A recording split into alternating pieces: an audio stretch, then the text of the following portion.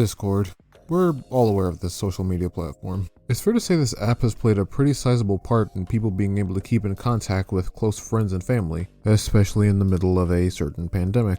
Although, even before the corona trigger spread across the nation, people still used the app, myself included. My time on the app back then pretty much consisted of a few furry-oriented groups, before the majority of them crumbled into nothingness due to a mix of self-destruction and God knows what else. And speaking of me on the app, I ended up making a small little Discord server for the channel. It certainly isn't anything mind-blowing, but it's a good starting spot for the channel. Yes, it does only have a single channel at the time of me recording this, but I'll be updating it pretty frequently. If you're interested, the link to it will be left in the description below so you can join it. Anyways, let's get back to the time when Discord condoned cub porn. Among the God knows what I mentioned earlier, cub was definitely an issue involved there. The not safe for work material being allowed in a few servers I was in ended up being a massive part in why I left a few of them. Although it does kind of make you think, why is cub being allowed in the first place? Well, currently it isn't. Today, you could probably check Discord's community guidelines and see as clear as day that cub, along with lolly and shotacon, isn't to be posted and can be reported. This, however, wasn't the case a few years back. You see, going back 2 or so years, Discord's stance on cub was rather questionable. While Discord allowed and still allows sexual content on its platform, it drew a line on matters involving minors. This only meaning lolly and shotacon at the time. For some reason, cub wasn't put under this umbrella of underage sexual content. The bans on lolicon already sparked an outroar from redditors, most of them against the ban because of lolicon being just a drawing. So I'm sure you could understand what discourse came when word spread about members of Discord staff condoning cub under their current terms of service. The explanation from staff member Cardian spoke of cub being a gray area because of cub sometimes being mythological creatures, and this segment of it didn't fall under the same umbrella as lolly, which is a bit odd. Cub is basically furry lolly. It can either be cute to look at or put a pit in your stomach knowing that the effort went into something that deplorable. It will be a pain on the ears either way, so just a heads up. And under this explanation, it seems that Discord TOS would technically ban Anthro Cub, but Feral Cub was fine because that small kitten taking it up the rear was a mythological creature according to this. However, in this Reddit thread, the name of another Discord staff member comes to attention. The one we'll be looking into this video for his pretty interesting time working on Discord. For some, this name will probably ring an unfortunate bell. Most are probably familiar with him because of the controversy his actions caused on YouTube years back. But for this video, we'll be getting a bit more depth for this individual, a bit more background on them. And the best place to start for that will be the person rather than his work on Discord. So before his time as a Discord staff member, he had gone by the pen name Vince Locktip, which he preferred to be referred to rather than his real name, Sam Vogel. Vince seemed to show interest in becoming a DJ, but it would appear to be short-lived as nothing substantial came of it. But along with his interests of being a DJ, Vince was also an author. Viewing his works would result in the finding of his erotic story, Waiting. Waiting is described as a gay romantic BDSM story, and as you can see here, it's still somewhat of a work in progress. I suppose you could say I'm waiting for its full release. Anyway, Vince also had an F-list. F-list is a website primarily known for allowing users to make a page detailing what roleplay kinks they're into. And while I can't go through the entire list to kink shame for about an hour, something you should keep in mind as we take a look into Vince is the fact that at the end of the yes column we have younger characters. There is also the maybe column that contains underage characters, but that just depends on if he likes you or not. Now, time would pass, and Sam will lose interest in writing, dropping the identity of Vince Locktip and growing more active on Reddit under his more well-known alias, allthefoxes. With this change in identity, he would help around the Reddit community, gaining moderator abilities for a multitude of subreddits, as well as gaining enough Reddit gold to tank a small hedge fund or two. His time on Reddit wasn't entirely without controversy, however. This situation is somewhat confusing, so I'll do my best to run through it competently. So, allthefoxes was a moderator on the subreddit r/gaming. During his time as a mod, he would get involved with an incident concerning past Twitch staff, Horror the Cat. So basically, Horror the Cat added a global emote to Twitch for their boyfriend. They would then take down other emoticons despite lacking any reason to do so. This would end up dragging the other Twitch mods and members of the speedrunner community into the entire situation of Horror abusing his position. So what's believed to what happened next is that Horror later got into contact with all the foxes to censor whatever he could concerning the abuse of power on the Reddit. Whether this is due to them both being furries is still supposedly up in the air, but all the foxes obliged, causing even more of a frenzy. A frenzy started over Twitch emotes, no less. A non-substantial one, of course.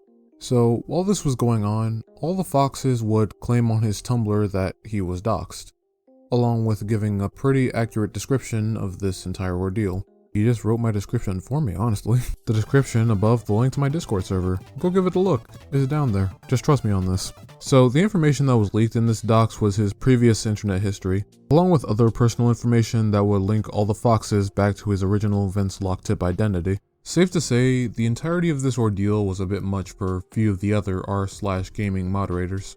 They grew aggressive with one another until all the foxes would claim responsibility for the storm, being swiftly kicked from his position after doing so. So, where does one go after having their Reddit moderator status forcibly revoked? Well, the story would stay on Reddit, as here we have a detailed post by Dante0397 titled Discord Drama. We start with the poster relaying how their Discord account was disabled. They contacted Discord support and was told that they lost their account due to it having an involvement in a Discord server promoting non-sensual pornography. They responded saying that they've only been in 20 servers, and the only one they've sent a message in was a server for a free-to-play game. This was only met with a response saying that the action was permanent, and their account wouldn't be reinstated.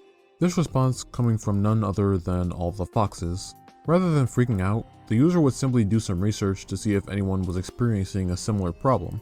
This will lead them to a gallery on Imgur titled, "When your Discord account is disabled for shit you didn't do." The images shown displayed a very similar situation to Dante. A user having their account disabled for something they had no part in, getting in contact with all the foxes who doesn't reinstate their account, only to be ghosted afterwards. Dante's Reddit post would spark other users to recall their experiences with the Discord trust and safety team, a large number of them mentioning that all the foxes was the moderator who took care of their issue. For their statements, one could see that all the foxes had a bias towards not safe for work cub art. Surprise, surprise. Additional complaints would arise when people would report pedophilia on Discord, only for foxes to essentially let them off the hook. But this is before the more infamous incident would come to the forefront. Hi guys, I got banned from Discord. No, this is not a joke video. This is just a ridiculous situation that I need to talk about because it needs to be talked about. Around New Year's of 2019, a popular content creator going by the handle Quackity had been kicked out of a Discord call with his friends, only to find out that his account had been locked when he tried to log back in. As he attempted to repeal this ban, it would be reviewed and denied by none other than the non-binary furry of the hour. The reasons he has for denying the appeal came off as undeniably petty. Your content quite blatantly shows the harassment of groups or individuals. In fact, you saying it is not meant to be malicious, just entertaining, is even more concerning, as it sounds like you are not actually aware of the actions you are taking and how they are harmful. From a response like this, you might assume that Quackity was going about targeting minorities or LGBT communities. However, the only Discord groups Quackity went against in this period were furries. Ultimately pretty harmless stuff, until you watch the video, that is. Now if you're a furry, please keep in mind this is not a hate video by any means. I am just genuinely intrigued how this whole thing works. Snuggles again. Just a fat on the floor. Laughs but is confused. Eat this bitch. No, I'm not about that life. I'm not about that life. No. Why would you tell him about our story? I didn't tell them. That was a private thing. I didn't tell them. Then why does he know about Thanos in the closet? Oh. You fucking told him! Yeah, the video's pretty harmless to furries. Pretty amusing, honestly. Odd enough, no real statement was made on Discord's end about the issue yet, other than a tweet from all the foxes. Hello, Twitter. Your word of the day is stochastic terrorism. One can pretty easily put together that this is essentially what he had banned Quackity for. However, even with the funny label, it's still rather odd. The definition reads as, the public demonization of a person or group resulting in the incitement of a violent act, which is statistically improbable, but whose specifics cannot be predicted. He essentially banned Quackity because, to him, he publicly demonized furries, as if we furries don't do that to ourselves all the time. Everyone knows furries are a pretty cringy deal sometimes. Of course, furries knowing this more than people outside the fandom. I take it someone didn't get Sam the memo.